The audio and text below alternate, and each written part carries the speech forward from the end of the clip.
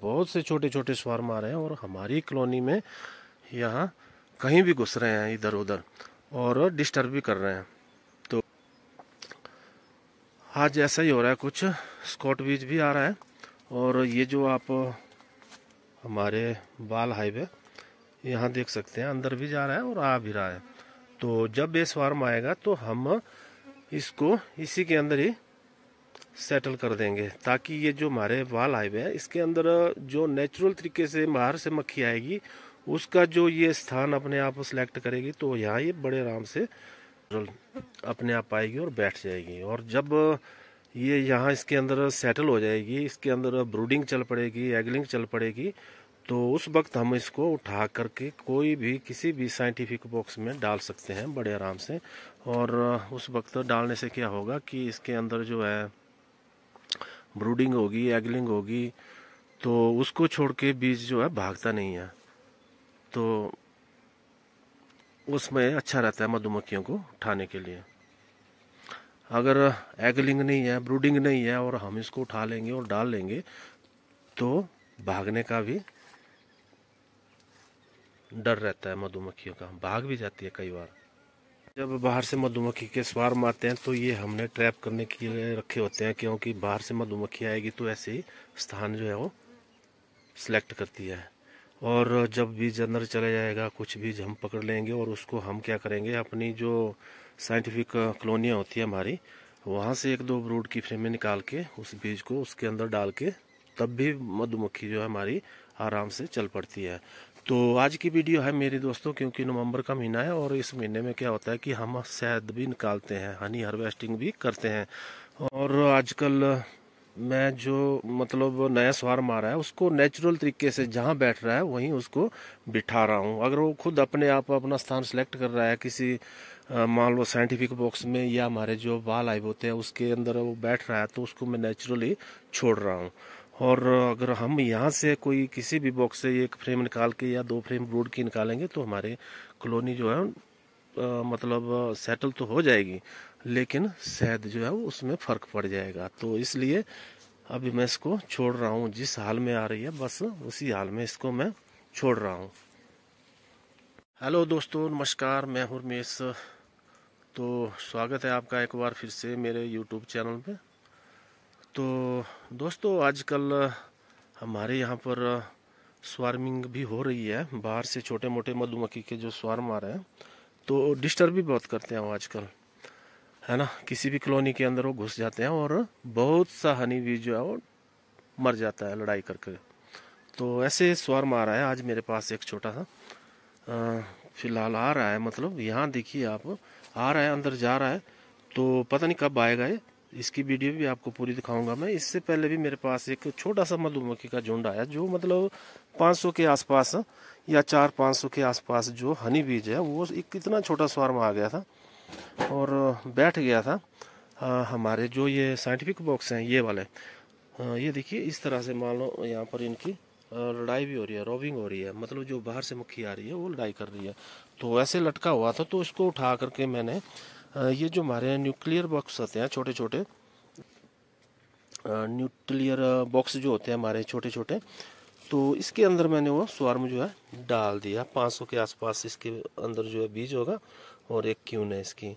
तो इसको मैं फिलहाल इसके अंदर छोड़ रहा हूँ, क्योंकि ये देखिए इसके लिए मैंने ये छोटा सा बॉक्स रखा होता है ना, तो इसके अंदर डाल दिया है। इसके अंदर क्यून भी है, क्यून रही इसकी।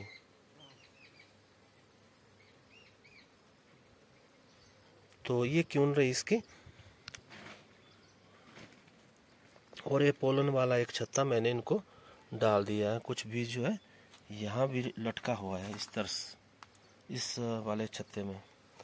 तो ये छोटे छोटे स्वार्म हमारे कई बार बहुत बड़ा काम कर जाते हैं। जब मान लो हमारे किसी भी साइंटिफिक बॉक्स के अंदर किसी कारणवश अगर क्यून ख़राब हो जाती है या डैमेज हो जाती है, तो उस वक्त ये छोटे छोटे स्वार्म हमारे काम आते हैं, ताकि जो हमारी सेटल कॉलोनी होती है उसके अंदर कई बार क्यून ख़राब हो जाती है या डैमेज हो जाती है, तो उस वक्त हम यहाँ से क्यून निकाल के किसी भी बॉक्स को दे सकते हैं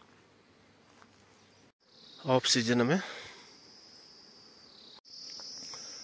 तो इसको जल्दी लाने के लिए मैं क्या कर रहा हूँ, यहाँ पर कुछ शहद की बूंदें लगा रहा हूँ एंट्रेंस के पास। और देखना ये है कि ये स्वार्म जो आएगा वो अपनी कॉलोनी का है या बाहर से या कोई रॉबर बीज है। तो यहाँ मैं लगा रहा हूँ कुछ शहद की बूंदें इस तरह से एंट्रेंस पे, ताकि जो भी स्कॉट बीज आ रहा है या कोई मधुमक्खी का स्वार्म आ रहा है वो जल्दी से आ जाए। इससे क्या होगा कि ये जो स्कॉट बीज आ रहा है ये यहाँ से कुछ शहद की जो मैंने बूंदें लगा ली इस तरह से, तो इसको खाना शुरू कर देगा ये, क्योंकि और इसको खाने के बाद ये जहाँ इसका झुंड बैठा होगा वहाँ पर ये संदेश दे देगा और फिर भी जो है एकदम से और भी यहाँ पर आना शुरू हो जाएगी। तो कुछ एक बीज जो है वो अंदर भी जा रहा है और अंदर मैंने इसकी सफाई अच्छी तरह से करके थोड़ा सल्फर डस्ट किया है नीचे, और जो अंदर कुछ सल्फर मैंने डाला है उसको ये बाहर निकाल के फेंक रहा है। तो दोस्तों देखिए, अगर हमारी कॉलोनी की होगी तो ये आपस में लड़ाई शुरू कर देगी। तो बस देखना ये है कि अब कब हमारे पास स्वार्म आता है।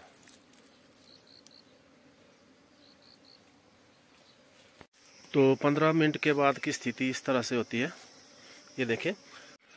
तो दोस्तों जो मैंने यहाँ पर कुछ एक शहद की बूंदें वगैरह लगाई थी वो उसको खाने के बाद क्या हो गया, मक्खी जो है अब धीरे धीरे बढ़ रही है। आप देख सकते हैं आ रही है, मतलब ज़्यादा और फैल रही है ऊपर नीचे यहाँ पे, और यहाँ से आ रही है ऊपर से नीचे को, है ना, इस तरह से आ रही है। एक सिग्नल होता है ये भी, मतलब जहाँ पर इसका जो झुंड बैठा होगा वो दिशा निर्देश करेगा कि किस तरफ हमने जाना है। तो ये एक पहचान भी कर रही है, यहाँ जो ये ग्रीन चादर देख रहे हैं। तो इस हिसाब से जो है मक्खी आ रही है, ये देखिए फैल रही है धीरे धीरे यहाँ पर। और जो शहद की बूंदें कुछ एक मैंने यहाँ पर लगाई थी उसको उन्होंने खा लिया, और उसके बाद जो है बीज अंदर भी जा रही है और कुछ एक डिस्टर्ब भी हो रही है, क्योंकि हमारी जो अपायरी है भी यहीं साथ में ही है। तो ये देखिए आप, तो कुछ एक बीज जो है यहाँ से भी आ रहा है और वो भी डिस्टर्ब कर रहा है इनको, क्योंकि मैंने यहाँ पर कुछ एक शहद की बूंदें लगाई थी। तो ये देखिए, अगर यहाँ पर ज़्यादा बीज होता, मतलब सैकड़ों के हिसाब से, तो हम कह सकते थे कि स्वार्म जो है हमारा बड़ा है, आने वाला बड़ा स्वार्म है। लेकिन बीज उतना ज़्यादा नहीं है, 20-30 के करीब जो है मधुमक्खी आ रही है और अंदर जा रही है। तो चलो देखते हैं स्वार्म अब कितनी देर में आता है।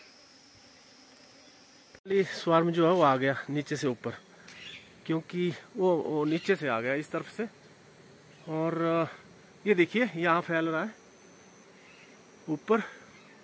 और मैं वहाँ चेयर पर बैठा था, उस तरफ जो भाई साहब खड़े हैं वहाँ बैठा हुए थे, हम बातचीत कर रहे थे। लेकिन जैसे मेरी नज़र यहाँ नीचे की तरफ बढ़ गई तो वो उस तरफ से एक मधुमक्खी का जो स्वार्म था वो आ गया। तो देखिए ये है स्वार्म, है ना, हवा में फैला हुआ है। तो बस ये आप देखते हैं, ये रोबिंग शुरू हो गई यहाँ पे। तो स्थान तो उन्होंने वैसे सिलेक्ट कर लिया है वहाँ पे, और उस तरफ। तो देखते हैं ये कहाँ जाता है।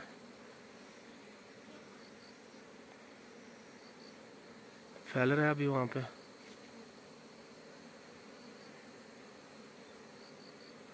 तो भाई इस बार जो है छोटे छोटे मधुमक्खी के स्वार्म आ रहे हैं और वो डिस्टर्ब भी बहुत कर रहे हैं हमें, क्योंकि ये जो हमारी सेटल कॉलोनियाँ हैं इसके अंदर घुसने का प्रयास कर रहे हैं ये, और डिस्टर्ब भी होते हैं कई बार। तो जब बड़ा मधुमक्खी का स्वार्म आता है तो वो ठीक है। तो देखिए दोस्तों, वो जा रहा है अपने स्थान पर जहाँ पर मैंने वो कुछ शहद की बूंदें वगैरह लगाई थी, और अब स्वार्म जो हमारा वहाँ जा रहा है। मैं आगे नहीं जा रहा हूँ, क्योंकि अब इसको यहीं इसी हाल पे चलने देते हैं, क्योंकि स्वार्म लग रहा है मेरे को 4-5 फ्रेम का है, वैसे काफ़ी बड़ा। तो देखिए दूसरी तरफ से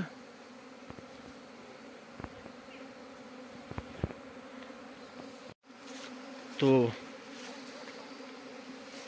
यहाँ भी घुसने का प्रयास कर रहा है। ये कमज़ोर कॉलोनी है, इसमें 4-5 फ्रेम की मक्खी होती है, हमारे पास इससे ज़्यादा नहीं है। तो इसको हमने क्यून गेट लगा के रखा है।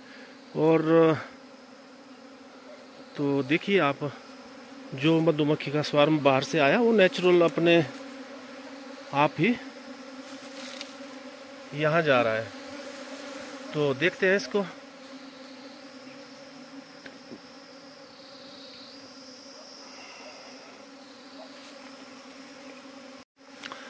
तो भाई मैं तो बैठ गया नीचे और यहाँ से नज़ारा ले रहा हूँ देखने का इनका।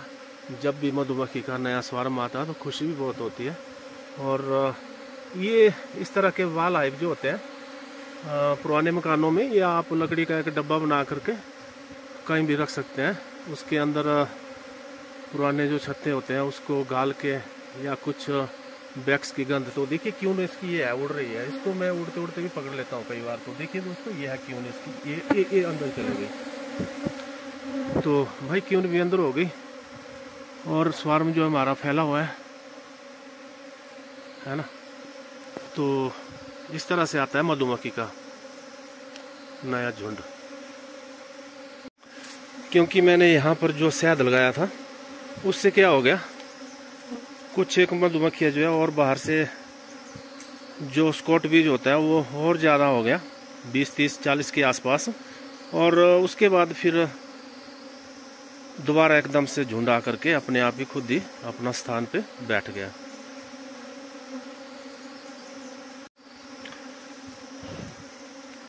तो ये जो वाल हाइव है हमारे, इसके अंदर अगर छोटे छोटे स्वार्म जब भी आते हैं तो इसको हम इसके अंदर ही सेटल रखते हैं। तो इस तरह से जो है हमारा स्कॉट बीज भी आता है।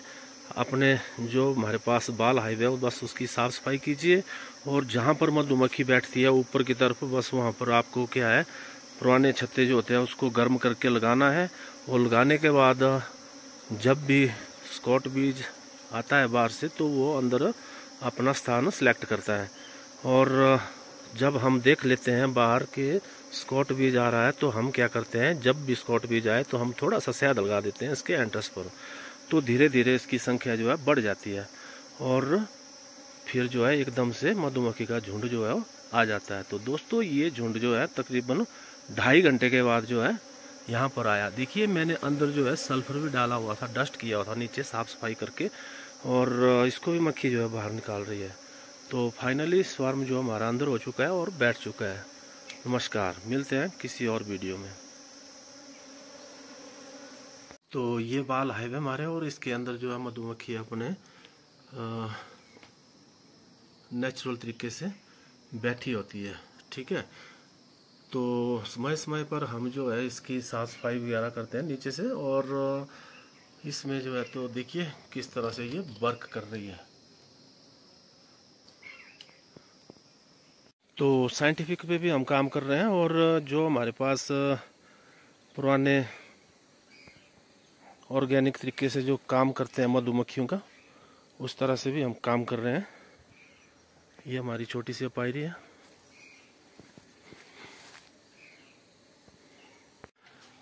तो दोस्तों ये गौशाला के अंदर है, और इसके अंदर भी बीज जो है अपने नेचुरल तरीके से बैठा है। इसके लिए हमने स्पेस भी बहुत बड़ा रखा होता है। कई बार क्या होता है कि फैल जाते हैं बहुत ही ज़्यादा जितना।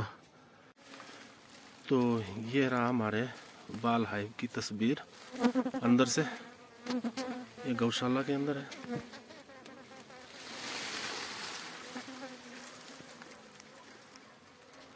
बहुत बड़ी बड़ी कॉलोनियाँ हैं।